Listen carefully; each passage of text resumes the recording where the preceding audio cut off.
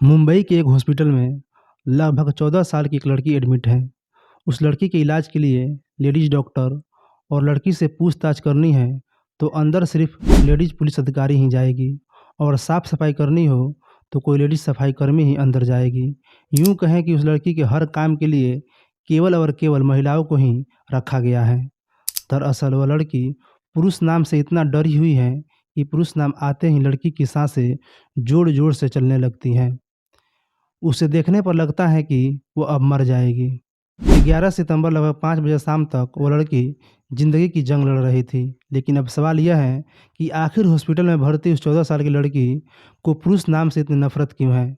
यकीन मानिए कि अगर आप इस सच्ची घटना को सुनेंगे तो आपके भी रोंगटे खड़े हो जाएँगे और आपके पैरों तले ज़मीन खिसक जाएगी और आपको भी कहीं न कहीं पुरुष जाति से ही नफ़रत होने लगेगी, जैसे उस लड़की को हो रही है।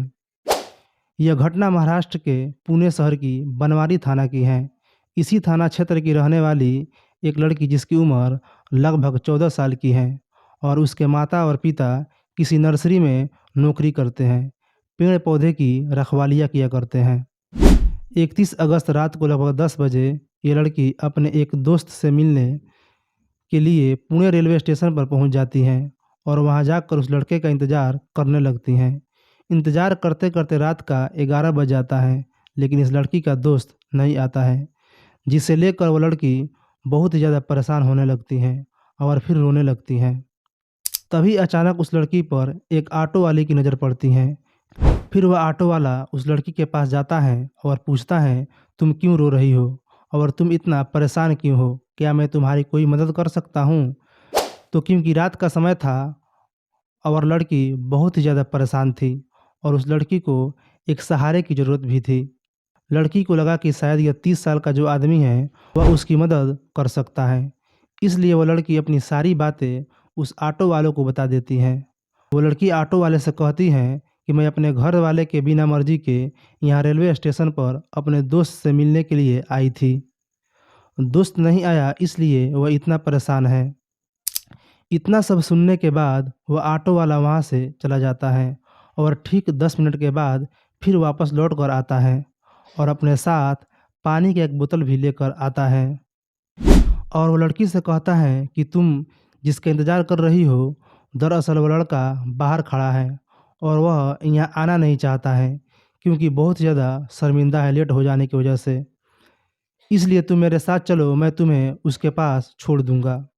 फिर वह ऑटो वाला उस लड़की को पीने के लिए पानी की बोतल देता है, जो बोतल वो अपने साथ लेकर आया होता है। वह लड़की काफ़ी समय से रो रही थी और कुछ खाया पिया भी नहीं थी और उसे प्यास भी लगी थी, इसलिए वह लड़की पानी को पी जाती है। लेकिन थोड़ी देर में ही उस लड़की को चक्कर आने लगती हैं। वो लड़की चकरा कर ज़मीन पर गिरती, लेकिन उससे पहले वह ऑटो वाला उस लड़की को अपने ऑटो रिक्शा में बैठा लेता है। फिर वह ऑटो वाला उस लड़की को लेकर जंगल की तरफ चला जाता है, जहाँ ले जाने के बाद उसके साथ बलात्कार करता है और कई घंटों तक अपने साथ रखता है। 14 साल की लड़की, उसे कुछ भी होश नहीं था क्योंकि वह नशे में थी, क्योंकि उसे पानी के रूप में कोई नशीला पदार्थ पिलाया गया था। जिसके बाद जब 2 से 3 घंटा बीत जाता है तो वह ऑटो वाला उस लड़की को लेकर एक लॉज में चला जाता है।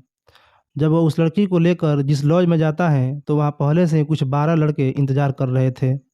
यह घटना 31 अगस्त की रात को 10 बजे से शुरू होता है और उसके बाद लड़की को उसी लॉज के एक कमरे में बंद कर दिया जाता है और उसके पूरे कपड़े को उतार दिए जाते हैं। यानी कि उस लड़की के बदन पर अब एक भी कपड़ा नहीं होता है। अब वो लड़की बहुत ज़्यादा शर्मा रही होती हैं और परेशान हो रही होती हैं। उस लड़की के साथ तो एक बार पहले ही बलात्कार हो चुका था। अब उस लड़की को थोड़ा-थोड़ा होश आ रहा होता है।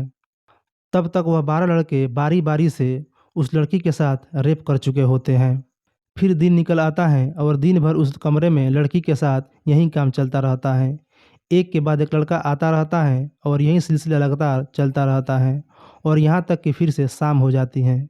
यानी कि ये लड़की इस कमरे में 24 घंटे तक रहती हैं और 12 लड़के 24 घंटे तक उसके साथ बलात्कार पर बलात्कार करते रहते हैं। वह लड़की उस कमरे के अंदर भूख प्यास से तड़प रही होती हैं और लड़की उन लोगों से कई बार कुछ खाने पीने के लिए भी मांगती हैं, गिड़गिड़ाती हैं, लेकिन कोई भी लड़का उस लड़की का फरियाद और पुकार नहीं सुनता है और उस लड़की का चीख पुकार भी इसी कमरे के अंदर गूंज कर रह जाती हैं। वह सभी लड़के लड़की को बार बार इंजेक्शन और नशीले पदार्थ देते थे ताकि ये लड़की ज़्यादा शोरगुल न मचा सके। लेकिन इन सब के बीच भी ये लड़की इन लोगों से बार बार माफ़ी मांगती हैं और गुहार लगाती हैं कि मुझे छोड़ दो, मुझे अपने घर जाना है। तभी इन 12 लड़कों में से एक लड़के को इस लड़की पर दया आ जाती है, जिसके बाद ये लड़का इस लड़की को ले जाकर मुंबई के दादर रेलवे स्टेशन पर छोड़ देता है। अब ये 12 लड़के बेफिक्र हो जाते हैं क्योंकि इन्हें लगता है कि ये लड़की अब अपने घर चली जाएगी। लेकिन दादर रेलवे स्टेशन पर जाने के बाद वहाँ 2 सफाई कर्मचारी मिलते हैं और वह दोनों सफाई कर्मचारी लड़की की हालत को देखते हुए उसके साथ भी बलात्कार करते हैं। यानी कि अभी-अभी ये लड़की उन लड़कों से बची थी, लेकिन यहाँ पर ये दोनों और सफाई कर्मचारी बलात्कार जैसे घटना को अंजाम दे देते हैं। फिर दादर रेलवे स्टेशन की सफाई कर्मचारी उस लड़की के साथ बलात्कार करने के बाद अपने पास कई घंटों तक रखते हैं और उसको एक ऐसी ट्रेन में बैठा देते हैं जो कि वह ट्रेन कहीं और जा रही थी। कई सौ किलोमीटर दूर का सफ़र करते-करते वो लड़की चंडीगढ़ पहुंच जाती हैं। वो लड़की ट्रेन के एक कोने में डरी हुई और सहमी हुई बैठी होती हैं। तभी जैसे ही ट्रेन चंडीगढ़ में जाकर रुकती हैं तो वहाँ से एक जीआरपीएफ का पुलिस वाला वहाँ से गुजर रहा था।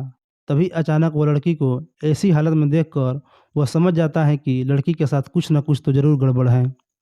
फिर यह पुलिसकर्मी उस लड़की के पास जाता है और कहता है, तुम इतनी डरी हुई क्यों हो? जैसे ही लड़की इस पुलिस वाले की इस बात को सुनती हैं तो वो और भी ज़्यादा डर जाती हैं और थरथराने लगती हैं, क्योंकि वह लड़की पुरुष जाति से इतना डर गई थी कि उसे लगा कि वह पुलिस वाला भी कहीं अपने साथ ले जाकर उसका बलात्कार न कर दे। जिसके बाद ये लड़की वहीं चंडीगढ़ रेलवे स्टेशन पर उतर जाती हैं और एक कोने में जाकर बैठ जाती हैं, क्योंकि यह ट्रेन इससे आगे जाने वाला नहीं होता है। मगर वह पुलिस वाला एक बहुत ही अच्छा इंसान था। उसने तुरंत सीडब्ल्यूसी यानी चाइल्ड वेलफेयर कमेटी से संपर्क बनाया। वहाँ की एक महिला अधिकारी जो थी वह तत्काल मौके पर पहुँची और फिर यह लड़की बहुत ही ज़्यादा भूखी प्यासी थी, इसलिए सबसे पहले इस लड़की को खाना खिलाया गया और पानी पिलाया गया और महिला अधिकारी इस लड़की को अपने पास बैठाया और घंटों तक उसे दुलारती रही, पुचकारती रही। एक माँ की भूमिका में उस महिला अधिकारी ने बस कुछ ही घंटों में उस लड़की का दिल जीत लिया। उसके बाद ये लड़की उस महिला अधिकारी से वो सभी बातें जो उसके साथ पुणे रेलवे स्टेशन से लेकर चंडीगढ़ तक जो घटना उसके साथ घटी थी, एक-एक करके सभी बातें उस महिला अधिकारी को बता दिया। ये सभी बातें सुनकर महिला अधिकारी का रो-रो कर बुरा हाल हो गया था और साथ ही जो पुलिस अधिकारी था वह भी लड़की की बात सुनकर बहुत ही ज़्यादा रो रहा था। बात रोने वाली भी है, क्योंकि किसी भी बेटी के साथ, किसी भी बहन के साथ इतनी भयानक वारदात अगर होती, आंसुओं के अलावा अगर कुछ निकलेगा तो सिर्फ़ उन लोगों के लिए बद्दुआ और कानून से सख्त कार्रवाई की माँग की गुहार ही निकलेगी। उधर लड़की जब अपने घर से अचानक गायब हो जाती हैं, तो उसके माँ-बाप जो ज़्यादा पढ़े-लिखे नहीं होते हैं, उन्होंने बनवारी थाने में जाकर बेटी की गुमशुदगी का रिपोर्ट दर्ज करवा देते हैं। लेकिन बनवारी थाने की भी पुलिस बहुत ही तारीफ़ लायक है, वह भी बहुत अच्छी हैं। उन्होंने तुरंत आस-पास के लोगों से पूछताछ की और उस लड़की के बारे में जानने की कोशिश की। पुलिस वाले ने इस इलाके में लगे सभी सीसीटीवी कैमरे की जाँच-पड़ताल की, यहाँ तक कि लड़की की मोबाइल का सीडीआर भी निकलवाई गई। लेकिन इन सब के बावजूद भी उस लड़की के बारे में कुछ भी पता नहीं चल रहा था। लेकिन फिर भी तभी चंडीगढ़ पुलिस इस बनवारी पुलिस थाने में संपर्क करती है, जिसके बाद फिर लड़की को हवाई जहाज़ के माध्यम से चंडीगढ़ से मुंबई लाया जाता है और फिर मुंबई लाकर उसे एक हॉस्पिटल में एडमिट करा दिया जाता है और उस लड़की के इलाज के लिए महिला डॉक्टर और पूछताछ के लिए महिला पुलिस अधिकारी और साफ-सफाई करने के लिए भी महिला कर्मचारी को ही रखा गया। क्योंकि वो लड़की पुरुष जाति के नाम से बहुत ही ज़्यादा डरी और सहमी हुई है। उसके बाद पुलिस इस मामले की जांच पड़ताल शुरू कर देती है। इस जांच पड़ताल में पुलिस 100 से भी ज़्यादा सीसीटीवी कैमरे को खंगाला गया, लेकिन आखिरकार पुणे की रेलवे स्टेशन के सीसीटीवी कैमरे में वो लड़की एक ऑटो रिक्शा में जाते हुए दिखाई दी। इस ऑटो रिक्शा का नंबर कैमरे में कैद हो गया था। फिर पुलिस उस आरोपी को गिरफ्तार करती है और फिर एक-एक करके जितने भी लोग थे, यानी कि 12 के 12 लोगों को पकड़ती हैं। उसके बाद ये लड़की अपने बयान में जो दादर रेलवे स्टेशन के सफाई कर्मचारी के बारे में बताया था, उन दोनों सफाई कर्मचारी को भी गिरफ्तार करती हैं। फिलहाल पुलिस इस मामले में लगभग 16 लोगों को गिरफ्तार कर चुकी है, जो इस केस से सीधे-सीधे जुड़े हुए थे। मुंबई पुलिस की प्राथमिकता है कि इस मामले को फास्ट ट्रैक कोर्ट में चलाए, ताकि इस केस में इस लड़की को जल्द से जल्द न्याय मिल सके और जितने भी दरिंदे उन सबको फांसी की सज़ा होनी चाहिए। मैं सैल्यूट करता हूँ जीआरपीएफ पुलिस को और उस CWC के उस महिला अधिकारी को जिसने उस लड़की का दिल कुछ ही घंटों में जीत लिया था। और उन लोगों को भी बधाई देना चाहता हूँ, इन्होंने उस लड़की को हॉस्पिटल तक पहुँचाया। मैं सैल्यूट करता हूँ उस पुलिस वाले को भी जिसने इस केस को जल्द से जल्द खोलकर सच सबके सामने रखा। दोस्तों, इस घटना की जानकारी आपको किसी भी न्यूज़ चैनल पर नहीं मिलेगी क्योंकि ये लोग अपना काम भी ठीक से नहीं कर रहे हैं। दोस्तों, इस कहानी का उद्देश्य सिर्फ और सिर्फ आपको जागरूक करना है। दोस्तों, अगर आप वीडियो में नए हैं तो वीडियो को लाइक करके चैनल को सब्सक्राइब जरूर से कर देना। धन्यवाद।